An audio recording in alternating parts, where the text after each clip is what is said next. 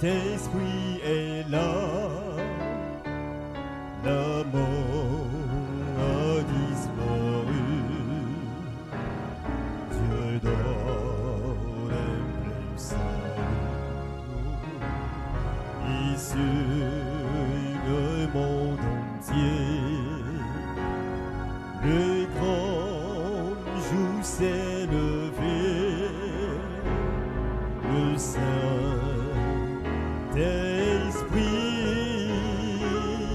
est là, il est là, il est là, oh, le Saint-Esprit est là, il est là pour te bénir, Saint-Esprit est là, la mort a disparu, Dieu donne un plein salut. Et sur le monde entier, le grand jour s'est levé, le Saint-Esprit, Saint-Esprit, oh, il est là, oh, le Saint-Esprit est là. Le Saint-Esprit est là, la mort a disparu, Dieu donne un plein salut, et sur le monde entier,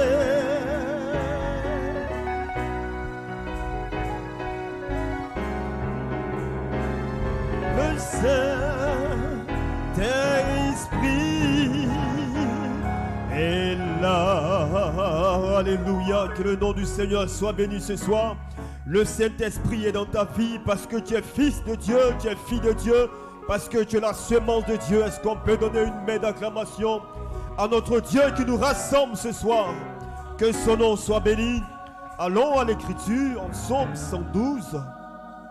Psaume 112. Louez l'Éternel. Heureux l'homme qui crée l'Éternel, qui trouve un grand plaisir à ses commandements. Sa postérité sera puissante sur la terre. La génération des hommes droits sera bénie. Alléluia. Nous bénissons ton nom, notre Dieu, notre Père.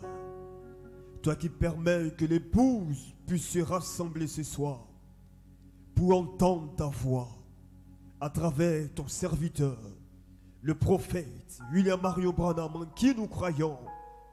C'est toi qui l'as envoyé pour nous, oh Dieu. C'est toi qui l'as envoyé pour ouvrir les sauves, Seigneur, pour donner sens à ta parole. Alors ce soir, bénis notre entendement spirituel. Ouvre notre compréhension. Que ce soit pour chacun une bénédiction, une guérison, une restauration. Ajoute, oh Dieu, ce que chacun n'a pas. Merci de prendre le contrôle de cette soirée. Au nom puissant de Jésus. Amen. Allons directement à la parole. Ce soir, on va écouter le prophète avec ce message. Au commencement, il n'en était pas ainsi. Que Dieu nous bénisse.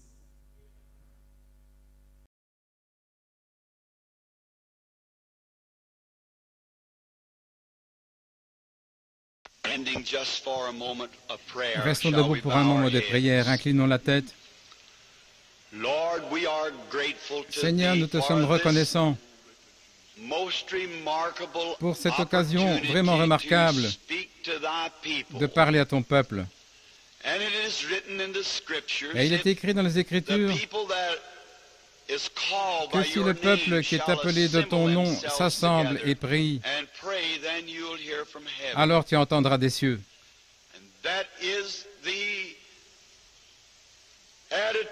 Et c'est dans cette attitude que nous venons maintenant au Seigneur. Si nous nous sommes rassemblés ici, c'est pour que tu nous reçoives et que tu pardonnes nos péchés et nos offenses contre toi. que tu conditionnes nos vies, de sorte qu'il n'y ait aucune bonne chose qui nous soit refusée, que ton esprit ne nous donnerait gratuitement, car nous savons que tu as préparé ces choses pour qu'elles nous soient données. Bénis les paroles qui ont été prononcées, les cantiques qui ont été chantés, ainsi que le message de notre loyal frère. Et nous te prions de continuer à être avec nous et de nous venir en aide ce soir pour le service de guérison. Puisses-tu, comme nous prions, puisses-tu être ici pour répondre aux prières en guérissant les malades et les affligés. Et avant tout, sauve les perdus, Père, car nous le demandons au nom de Jésus. Amen. Vous pouvez vous asseoir.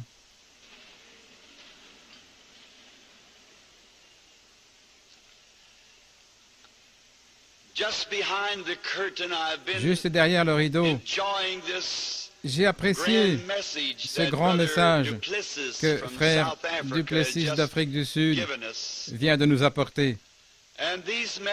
Et ces messages, il les apportera chaque matin. Il donnera des instructions sur la manière de recevoir la guérison divine. Pour cet après-midi, ainsi nous n'allons pas trop traîner, car les garçons veulent distribuer les cartes de prière immédiatement après ce service. Demain, les cartes de prière seront distribuées de 6 à 7 heures le soir. Mais je crois qu'on a ce soir une sorte de concert ici au temple. Il prendra ce laps de temps. Les cartes seront donc distribuées immédiatement après ce service. J'aimerais attirer votre attention sur une portion de la parole de Dieu. Et cette portion que je vais lire à l'instant se trouve dans l'évangile de Saint Matthieu, au chapitre 19, les 7 derniers mots du verset 8. C'est Jésus qui parle. Il n'en était pas ainsi au commencement. C'est plutôt un texte inhabituel. Et il est destiné à un service d'évangélisation comme nous y sommes maintenant. Mais comme je l'ai dit auparavant, Dieu est inhabituel. Il fait des choses de façon inhabituelle. Mais tout est bon parce que ça vient de Dieu. Toutes ces paroles sont éternelles. Et peut-être qu'en prenant un tel texte, les gens peuvent penser que nous essayons de dire quelque chose à propos duquel quelqu'un d'autre serait dans l'erreur et que nous serions dans le vrai. Eh bien, nous voudrions prier Dieu que personne ne prenne une telle attitude. Aujourd'hui, avant de venir ici, j'ai rencontré et j'ai salué un de mes bons amis qui est catholique de dénomination. Et il m'aime. Et je l'aime. Et j'ai, par la grâce de Dieu, des milliers d'amis de ce genre à travers le pays ou le monde qui seraient fermement en désaccord avec moi sur les doctrines de la Bible. Mais quant à la communion fraternelle, il y a un mois, un ministre a téléphoné à ma femme. Lui et moi, nous avons dû nous entretenir sur quelques écritures. Il est resté ferme dans sa position, disant que je suis dans l'erreur en croyant dans la guérison divine, que les Écritures ne soutiennent pas ce que j'enseignais, comme quoi Christ est le même hier, aujourd'hui, éternellement. Eh bien, c'est un citoyen américain et il a le droit de croire ce qu'il veut. Mais j'ai essayé de lui parler gentiment. Peu importe combien il essayait de discuter, je lui ai parlé juste comme un chrétien devrait le faire. Je suis resté accroché à ce que je crois, mais je lui ai laissé la liberté de croyance. Il a téléphoné à ma femme et il a demandé « Frère Branham est-il à la maison cet après-midi » Elle a répondu « Non, il est en visite à l'hôpital. » Il a dit « Sœur Branham, j'aimerais dire quelque chose. » J'étais en désaccord avec Frère Branham sur une doctrine de la Bible, mais je sais une chose, c'est un chrétien. J'aime ça. C'est tout ce que nous sommes, des chrétiens. Cet ami catholique a dit, « Ce qui me semble curieux, Billy, c'est que tu n'es pas revenu à l'église mère, l'église catholique. » Eh bien, je dis, je ne l'ai jamais quitté. Et bien sûr, cet ami était très étonné, comme il me regardait étrangement. J'ai dit, tu sais, l'Église enseigne que Christ a fondé l'Église catholique et y a placé à la tête les 12 apôtres, Pierre étant le premier pape.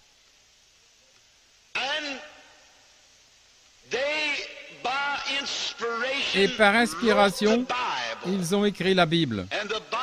Et la Bible est l'histoire de l'Église catholique primitive.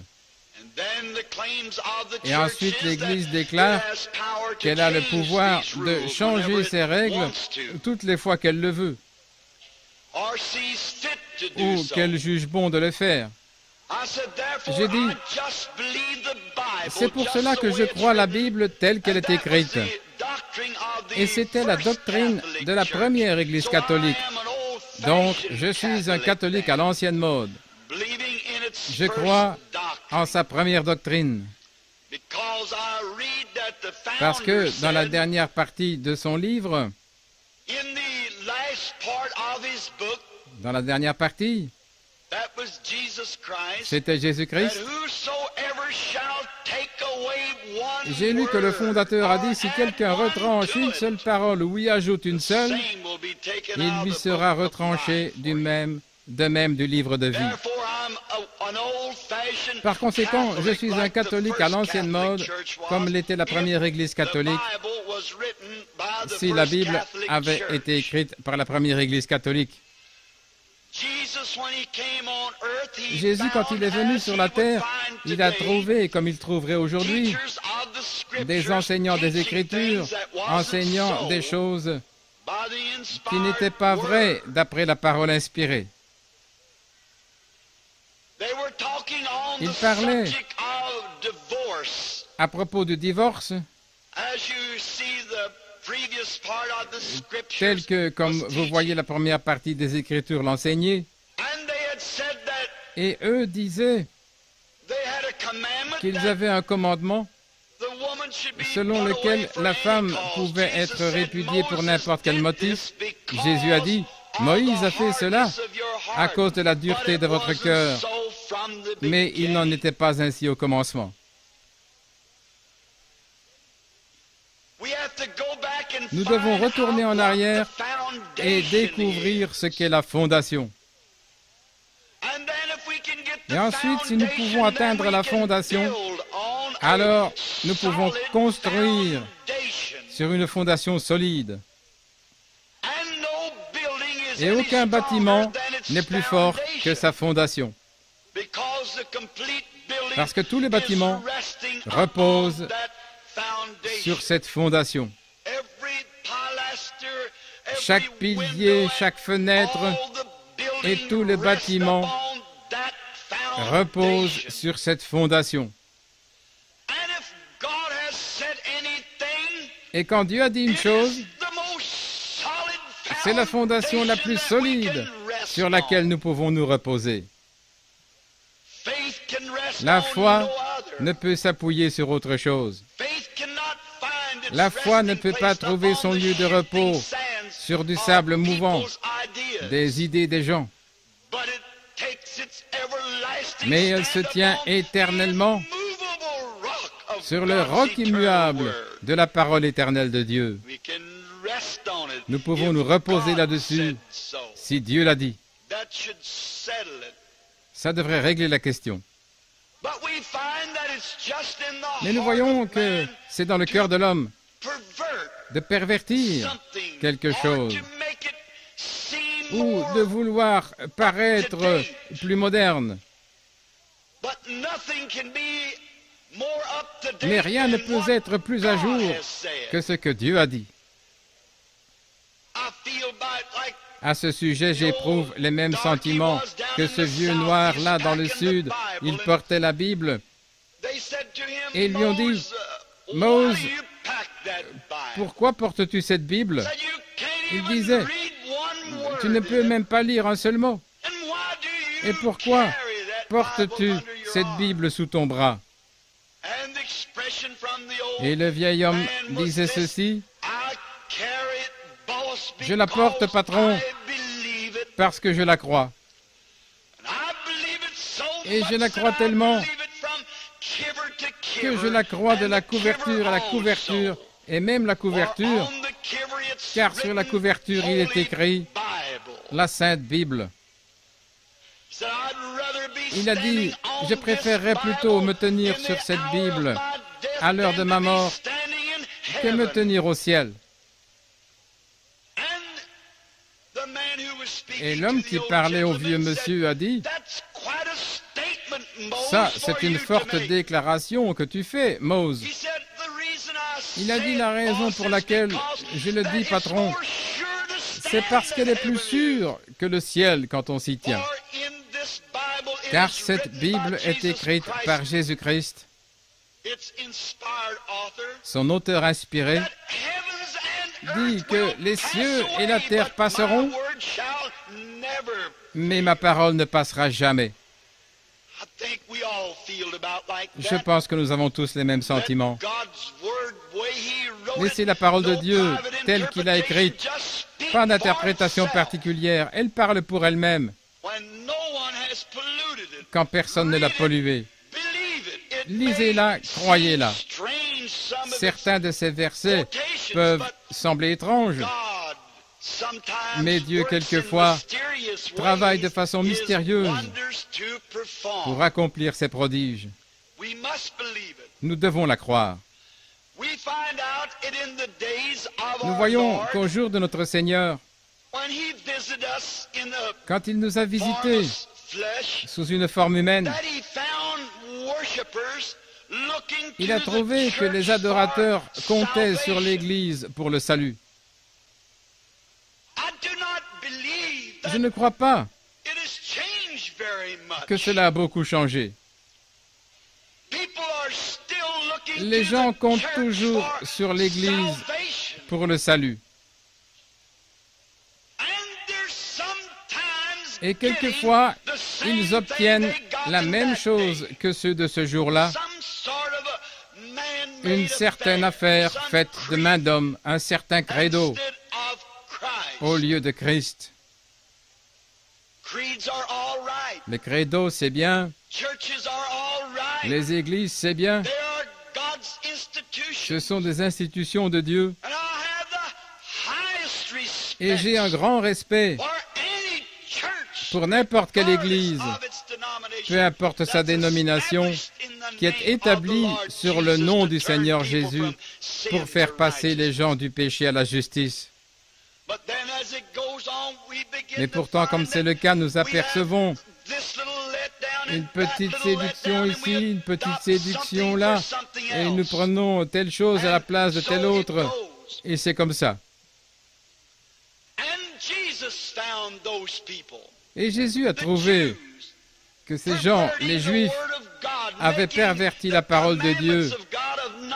Ils rendaient les commandements de Dieu sans effet. Il a dit, vous, à cause de vos traditions, vous avez pris la parole de Dieu et l'avez pervertie en lui faisant dire quelque chose qu'elle ne dit pas.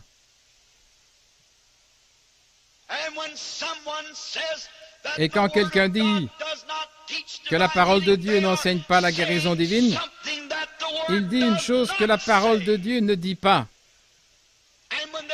Et quand on dit que la parole de Dieu n'enseigne pas que le baptême du Saint-Esprit est pour les croyants de tous les âges, ils affirment quelque chose que la parole de Dieu ne dit pas. Ils mettent un substitut à la place. Quand nous essayons de dire que le fait de serrer la main ou d'être membre d'une église ou l'une de ces choses, tout cela est bien, mais ça ne remplacera jamais le Saint-Esprit dans l'église. C'est la fondation de Dieu. Et on ne peut poser aucune autre fondation. Nous entendons l'auteur de ce livre prévenir solennellement: si un homme ne naît d'esprit, il n'entrera en aucun cas dans le royaume. Nous trouvons donc aujourd'hui que l'homme continue à dire: elle ne signifie pas exactement ce qu'elle dit, cela signifie autre chose. Oh, nous savons, disent-ils, que l'Écriture prétend que Jésus est le même hier, aujourd'hui, éternellement. L'Écriture parle de la guérison, mais c'était uniquement pour les apôtres et pour les gens de ces jours-là, au jour du paganisme, pour prouver qu'il était Dieu. Je ne veux pas être critique. Je ne voudrais pas que vous pensiez que j'aborde cela comme ça. Mais il faut plus de preuves aujourd'hui qu'autrefois. Il faut aujourd'hui, en ce temps-là, ils étaient complètement dans l'autre camp, ne connaissant rien de Dieu et ne se souciant de rien au sujet de Dieu. Mais aujourd'hui, après 2000 ans d'enseignement de l'Évangile, des églises et ainsi de suite, ils en savent mieux. Ou plutôt, ils devraient en savoir mieux. Et alors, ils essayent de la pervertir pour l'accommoder à un certain credo. Mais la parole de Dieu demeure immuable, toujours la même. En un jour comme celui-ci, des hommes et des femmes qui viendront à Christ s'adressent alors au pasteur disant: où est ce Dieu qui faisait telle et telle chose?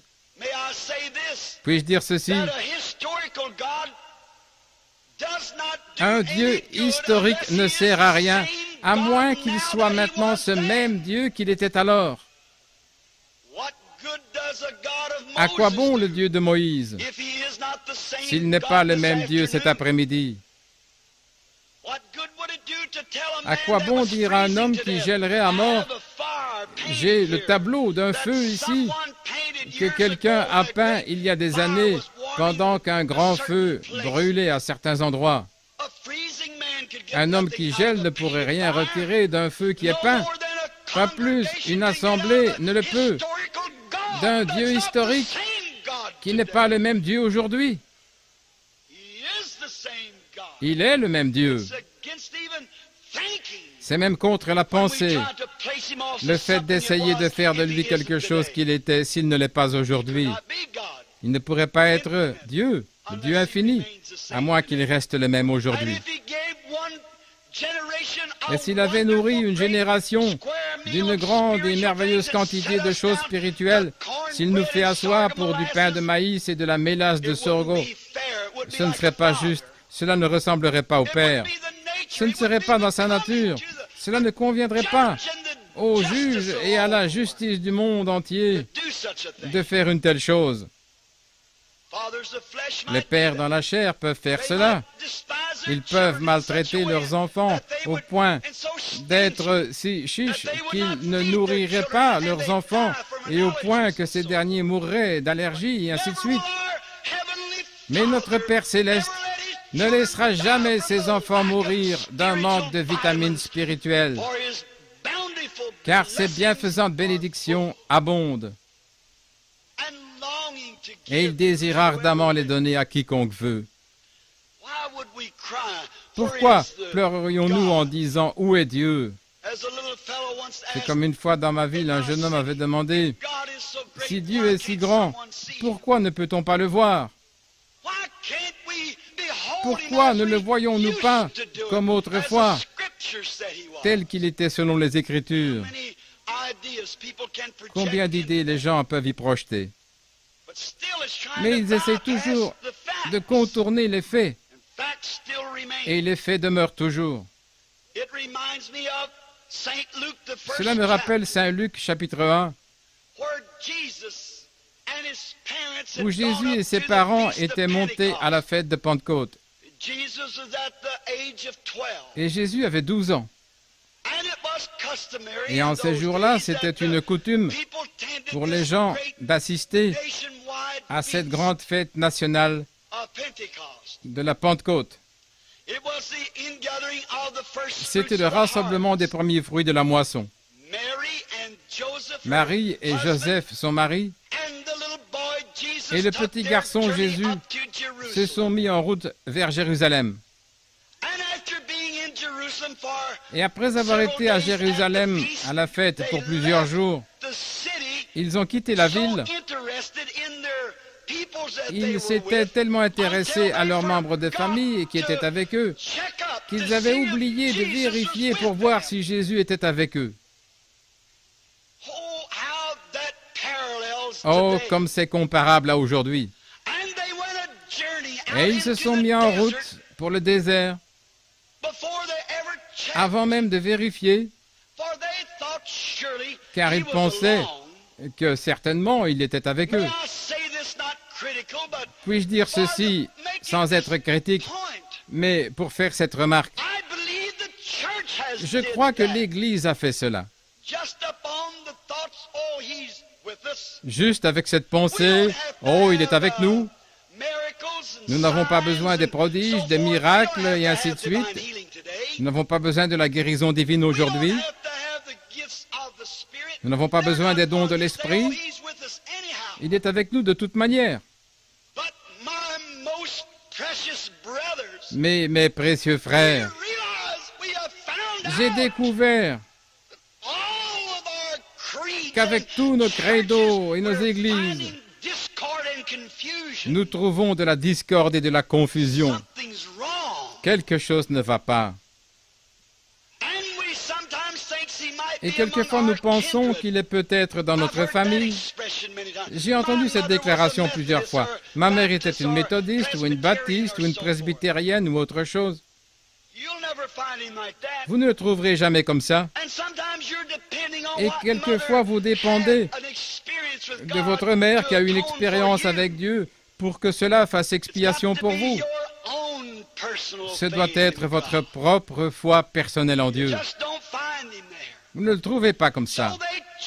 Donc ils sont allés de pasteur en pasteur, d'église en église, comme nous le dirions, en des termes modernes. Et ils ne pouvaient le trouver nulle part. J'ai pitié des gens aujourd'hui, des milliers de gens dans cette nation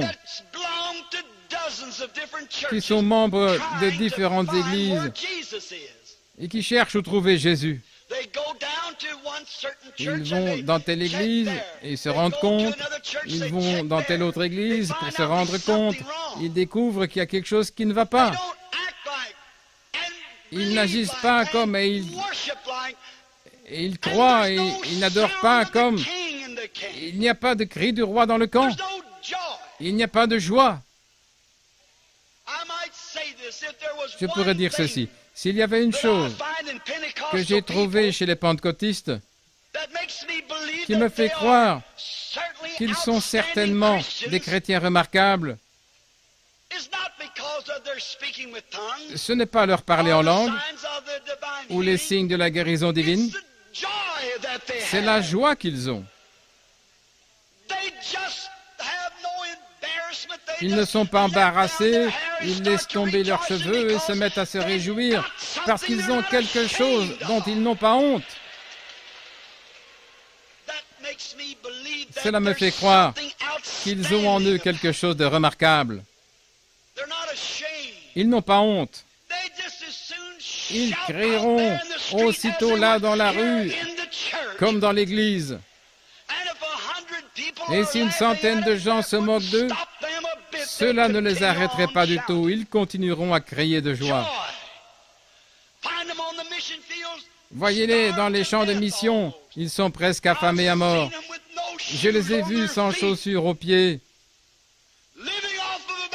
vivant avec environ 30 cents par semaine, prêchant l'Évangile. Frères, ils sont tout aussi heureux que vous qui êtes venus à l'église dans une limousine. Ils sont heureux, car ils ont trouvé quelque chose qui signifie plus qu'un credo, ou une dénomination, ou une affiliation à une église. Ils ont trouvé ce qu'il faut pour apporter la joie. Et un chrétien devrait être heureux. Il a prié pour que notre joie soit parfaite. Il y a quelque chose à ce sujet qui est réel. Eh bien, si nous avons perdu cette joie, si nous avons perdu ces choses, et que nous ne pouvons pas les trouver parmi les nôtres, nous ne pouvons pas les trouver, alors il y a une chose à faire, c'est de retourner là où nous l'avons laissé. L'Église devrait retourner au commencement là où ils l'ont laissé. Et c'est exactement ce que Marie et Joseph ont fait. Ils avaient laissé Jésus à la fête de la Pentecôte. C'est là que Marie et Joseph ont laissé Jésus. Maintenant, je dis ceci avec toute considération et respect. C'est là que les catholiques et les protestants ont laissé Jésus. À la fête de Pentecôte. Vous ne pouvez pas le trouver dans les credos et les dénominations. Les credos et les dénominations devraient retourner au commencement. Quand Jésus était sur la terre, il a dit, « Je suis le cep, et vous êtes les sarments. » Et quand le cep apparaît, les sarments sortent du cep. Et le premier sarment sort. Le deuxième sarment ressemble parfaitement au premier. Le troisième sarment ressemble au premier. Et jusqu'au bout du cep, tous les sarments se ressemblent. L'un ne sort pas avec des feuilles de vigne, et l'autre avec des feuilles de papayer, et un autre avec des feuilles de chêne, et un autre encore avec des feuilles de palmier.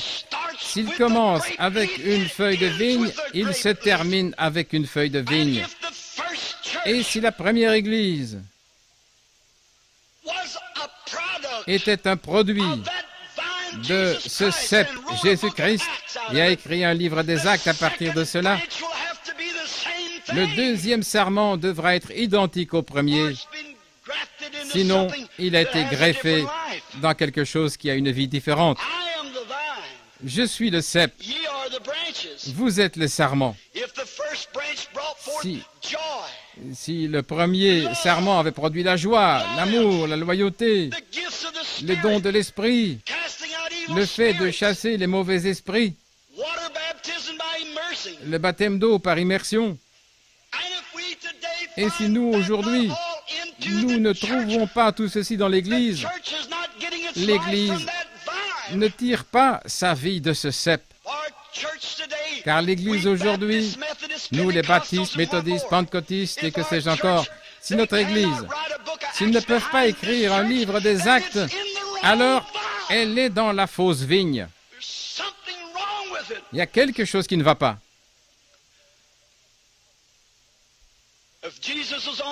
Si Jésus était sur la terre aujourd'hui et je m'avancerais vers lui en disant « Seigneur Jésus, je vais dans une église qui ne croit pas dans la guérison divine », il dirait « Il n'en était pas ainsi au commencement ».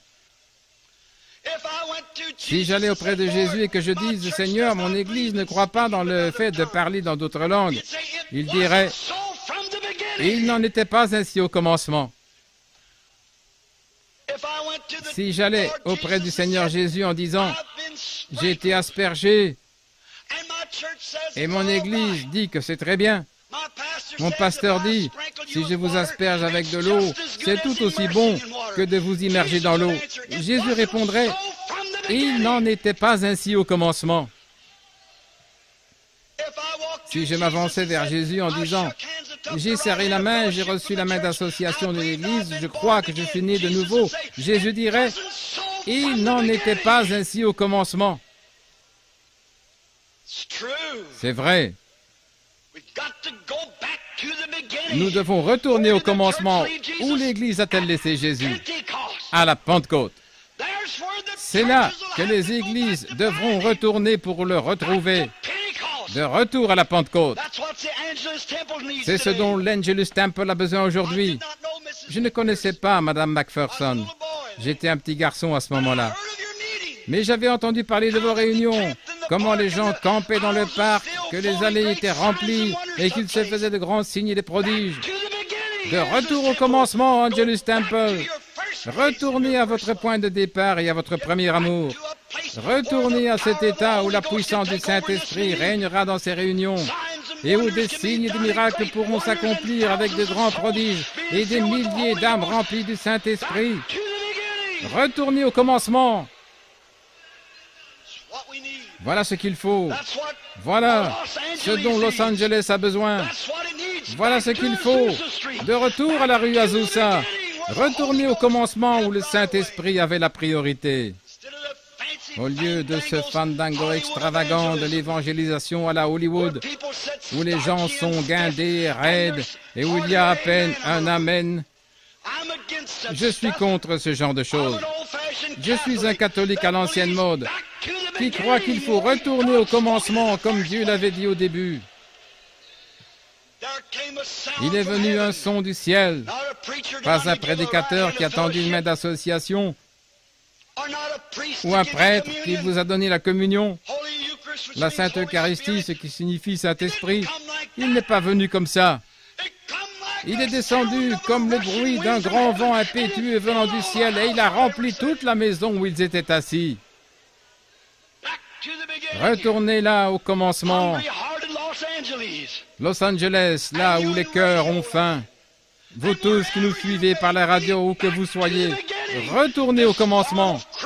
Cette espèce de credo que nous suivons aujourd'hui est une doctrine faite de main d'homme. De retour au commencement, à la vraie Pentecôte, jusqu'à ce qu'il y ait un déversement du Saint-Esprit, où les hommes et les femmes se perdront dans l'Esprit de Dieu, où ils adoreront dans l'Esprit, où les cloches de la joie sonnent même sur un lit de malade. À l'heure de la mort, les cloches de la joie continueront de sonner. Vous dites, mais mon Église n'enseigne pas cela. Mais au commencement, il n'en était pas ainsi. Le commencement était à la Pentecôte. Au commencement, la première branche a produit une Église qui était accompagnée par des signes et des prodiges. Une Église ayant eu un esprit missionnaire, ayant des hommes qui ont sacrifié leur vie pour la cause. Et maintenant, nous ne pouvons pas supporter une petite critique sur la cause. De retour au commencement. Ces choses n'étaient pas ainsi. Maintenant, les dénominations, c'est bien. Les credos, c'est bien. Mais quand vous brisez la communion fraternelle, si un méthodiste et un baptiste ne peuvent pas crier les gloires de Dieu sur la même base, il y a quelque chose qui ne va pas. J'avais coutume de surveiller le bétail. Nous les faisions passer à travers les barrières de la forêt Arapaho. Certains portaient des marques Turkey Track ou Diamond T, mais chaque bête portait une étiquette de vrai et authentique Hereford par le sang. Je pense qu'il en sera de même à la venue du Seigneur Jésus. Dieu ne vous demandera pas si vous étiez pentecôtiste, baptiste ou presbytérien. Ce sera l'étiquette de sang qui vous fera passer.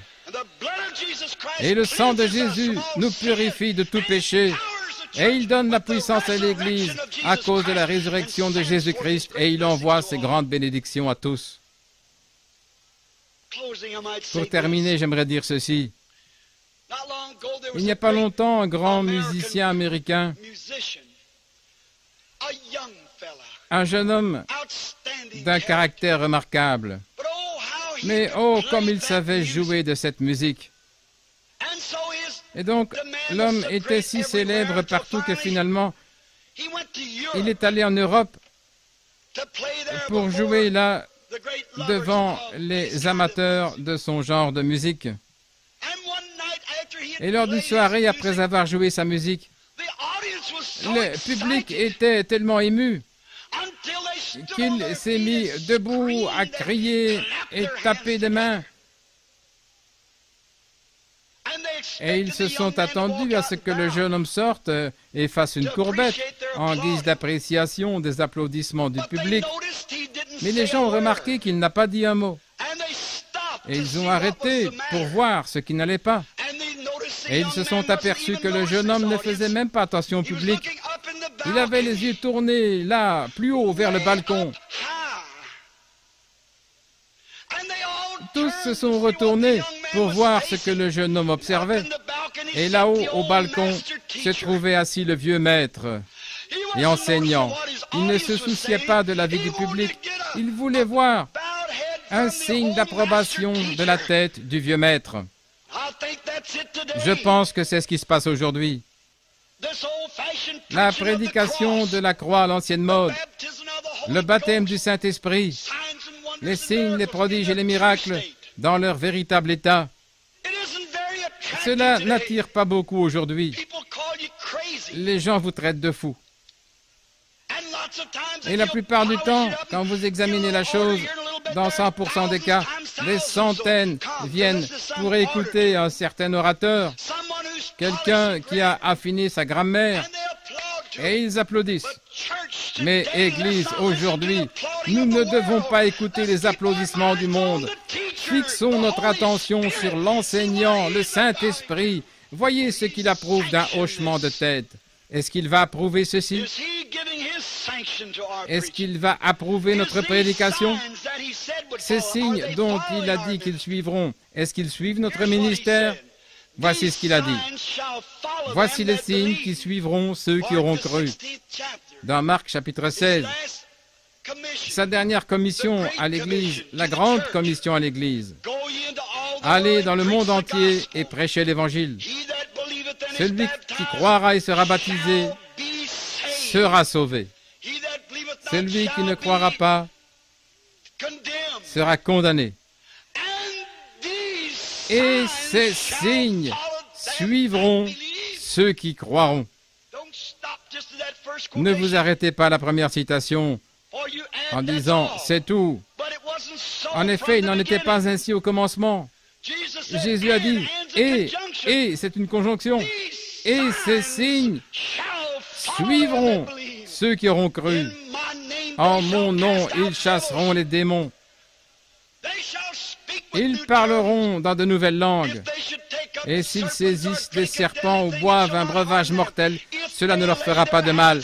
S'ils imposent les mains aux malades, ils guériront. » C'est ainsi qu'il en était au commencement. Que nous puissions toujours rester fidèles à cette grande commission. Prions.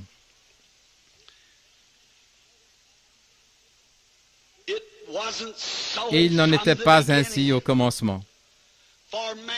Qu'un homme serre la main à un autre et s'appeler chrétien sur cette base. Il n'en était pas ainsi au commencement de se joindre à une église ou réciter un certain credo pour s'appeler chrétien. Il n'en était pas ainsi au commencement. Et si c'est tout ce que vous avez fait, mon cher ami, et que vous vous trouviez ici aujourd'hui, ou peut-être que vous n'ayez même pas fait ceci, ainsi que vous qui nous suivez par la radio, je le dis encore, l'heure est venue où Dieu doit parler. L'ennemi vient comme un fleuve. La Bible enseigne que l'Esprit de Dieu élèvera un étendard contre lui. Si vous aimeriez être inclus dans cette prière, dites « Oh Dieu, ramène-moi à une expérience comme au jour de la Pentecôte. » Voudriez-vous lever vos mains dans cette audience visible? Que le Seigneur vous bénisse. Littéralement, des centaines de mains se lèvent. Et vous à la radio, si vous aimeriez être inclus dans cette prière, levez la main, vous qui écoutez par la radio, et que Dieu vous donne une expérience comme au jour de la Pentecôte. Tenons-nous debout dans cet auditoire visible, avec nos mains vers Dieu, et dites « Oh Dieu, ramène-moi au commencement. Ramène-moi à une expérience comme au jour de la Pentecôte, où le feu sacré de Dieu condamne le péché et consume toutes les scories, et où les femmes et les hommes deviennent de nouvelles créatures avec les cœurs en feu. Que Dieu réponde à notre prière alors que nous prions. Seigneur, je remets entre tes mains ces quelques paroles hachées. Quand tu étais ici sur la terre, tu as trouvé des choses qui n'étaient pas selon les Écritures. Et tu as dit catégoriquement aux gens qui n'en étaient pas ainsi au commencement. Seigneur Dieu, accorde aujourd'hui que chaque homme, femme, garçon, fille, qui est debout avec les mains levées vers toi en ce moment, avec dans le cœur le désir d'avoir une expérience comme ils avaient au commencement. Que le Saint-Esprit vienne comme un vent impétueux et qu'il remplisse chaque crevasse de leur cœur et qu'il leur donne leur grand désir. Nous le demandons dans le nom de Jésus. Pendant que vous êtes debout, avec vos mains levées vers Dieu, en croyant, ne laissez surtout pas cet esprit qui vous a dit qu'il vous faut cette expérience. Ne laissez pas l'ennemi vous faire baisser pavillon, sinon vous êtes battus. Restez là jusqu'à ce que Dieu vienne. Il l'a promis. Il est ici pour l'accomplir.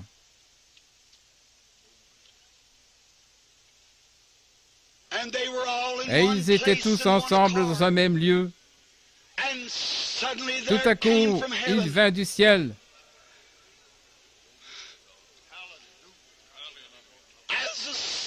un bruit comme celui d'un vent impétueux qui remplit toute la maison où ils étaient assis. Oh Dieu, que cela se passe ici aussi à l'Angelus Temple cet après-midi. Et pour ceux qui suivent à la radio, alors qu'ils attendent avec les mains levées, en t'adorant dans ce grand lieu, qu'ils viennent dans leur cœur une expérience, un petit réchauffement de retour à une expérience comme ils ont eu au jour de la Pentecôte, afin qu'il en soit pour eux comme il en a été au commencement.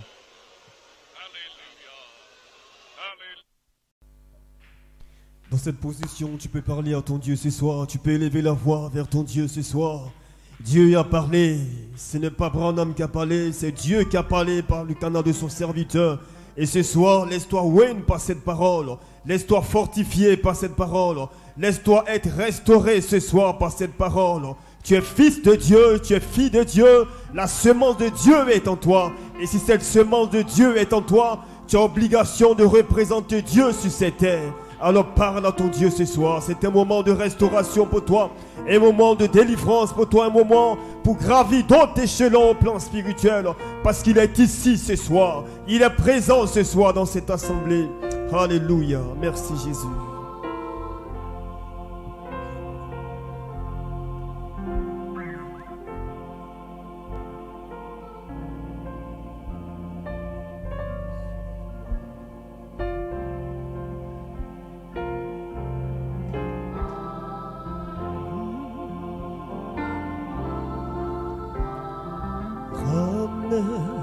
Ces beaux jours, ces jours heureux où le Saint-Esprit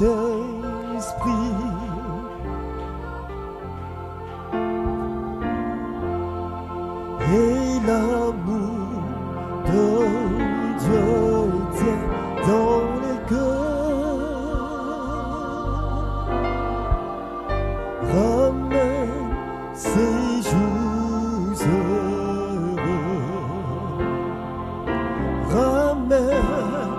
Ramène ces beaux jours, ces jours heureux. Parle à ton Dieu ce soir. C'est un moment solennel, c'est en ton Dieu que tu pries, et toi. Parle à ton Dieu ce soir parce qu'il est présent. La même nature de Jésus-Christ est en toi ce soir. La même puissance est aussi pour toi ce soir. La même vie de sanctification est aussi pour toi ce soir. Alléluia, merci Jésus.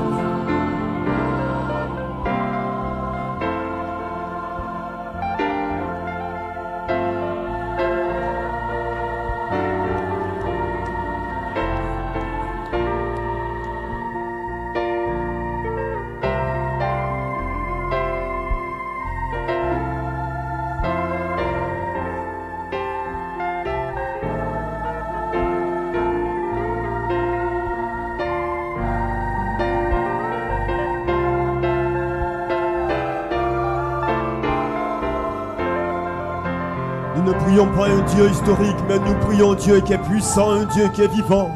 Et il est capable ce soir de accomplir le désir de ton cœur. Il est capable de te donner ce que tu désires. Le même Dieu qui était avec Branham est aussi présent ce soir. Le même Dieu qui était avec Moïse, qui était avec Josué, qui était avec Élie. Ce même Dieu est ici. Les mêmes prodiges qu'il a fait autrefois, il peut le faire par ton canal. Il peut le faire pour toi, si seulement si tu le veux. Alléluia. Béni sois-tu, Seigneur.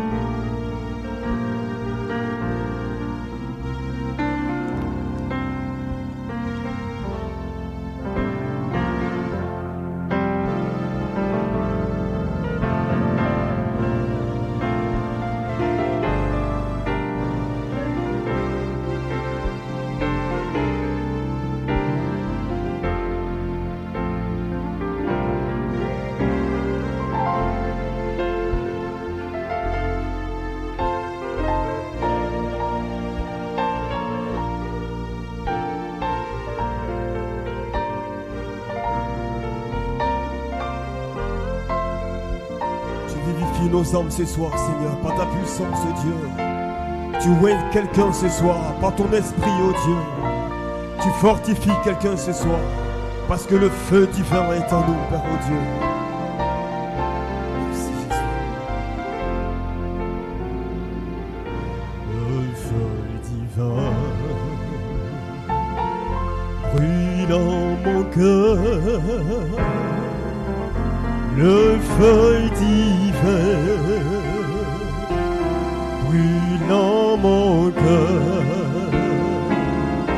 Le feu divin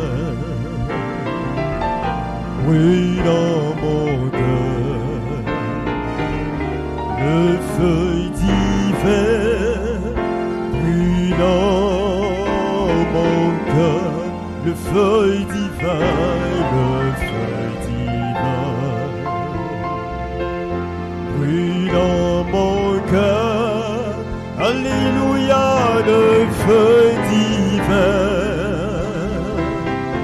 brûle dans mon cœur, le feu divin brûle dans mon cœur.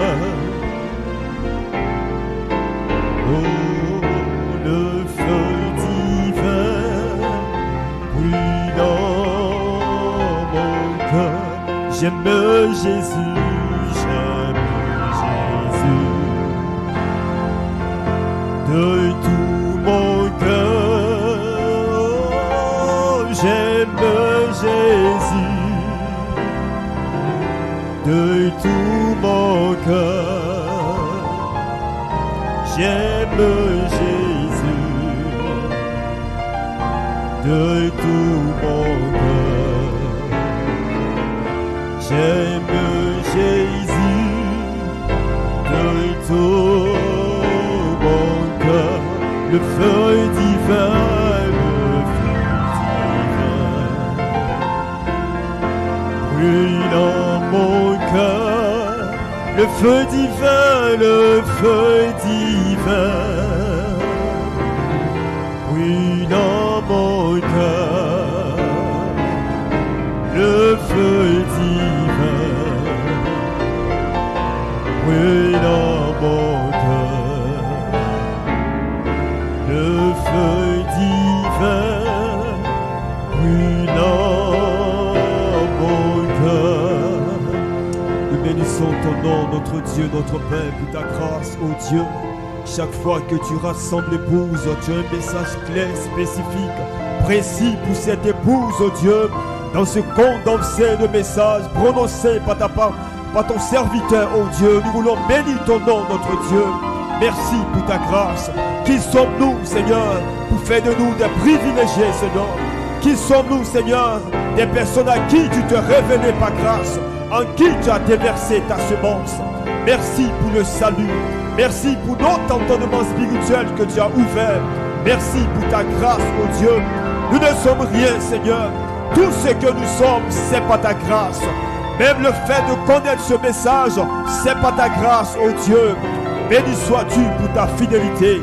Béni sois-tu pour ton amour en notre endroit. Nous sommes au terme de ce moment. Merci pour ta présence dans nos cœurs. Nous voulons te recommander ton serviteur, notre cher pasteur, oh Dieu. Là où se trouve, sois avec lui. Que la colonne de feu l'accompagne. Que ta gloire descende sur sa vie, Père oh Dieu.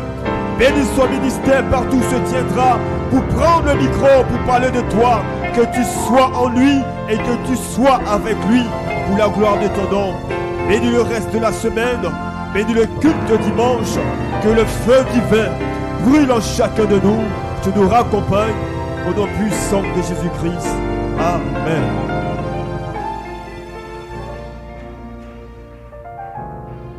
Que Dieu nous bénisse. Nous avons fini pour ce soir. Nous nous retrouverons par la grâce de Dieu dimanche pour un moment de louange et d'adoration. Que Dieu bénisse chacun de nous.